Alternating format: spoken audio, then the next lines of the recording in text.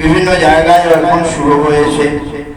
উপযোজনা ভিত্তিক পাড়ায় পাড়ায় প্রতি গুরু ভাইয়ের বাড়িতে পর্যায়ক্রমে সেই প্রার্থনা, ভোট প্রার্থনা।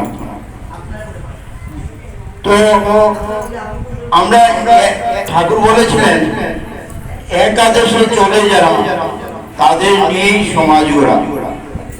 আমাদেরকে পরম পূজ্যপাদ শ্রী শ্রী অবিন্দ দাদা কিভাবে নাড়িয়ে দিলেন। আমরা শত চেষ্টা করেও আমরা ভোরে উঠতে পারি না, আমরা ভোর প্রার্থনা করতে পারি না, ভোরে ওঠার অভ্যাস নেই, প্রার্থনায় আসতে পারি না।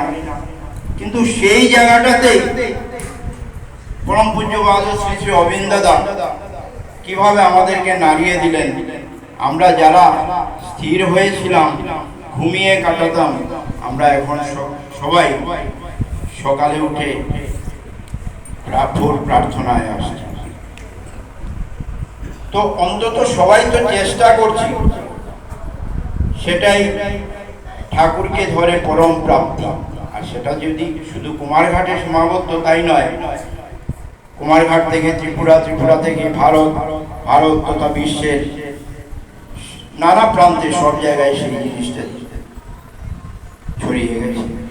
তাই আমরা ঠাকুরকে ধরে ঠাকুরের কাজ করে তার মধ্যে আমরা যে আনন্দ পাই, সেই আনন্দটা যাতে আমাদের মধ্যে সব সময় বর্তমান থাকে। শুধু প্রার্থনা দিই, কীর্তন, তার মধ্যেই যে আনন্দটা আসে সেটা যাতে আমাদের মনে শরীরে সঞ্চারিত হয়ে থাকে সব সময়, তাতেই আমাদের মঙ্গল। কারণ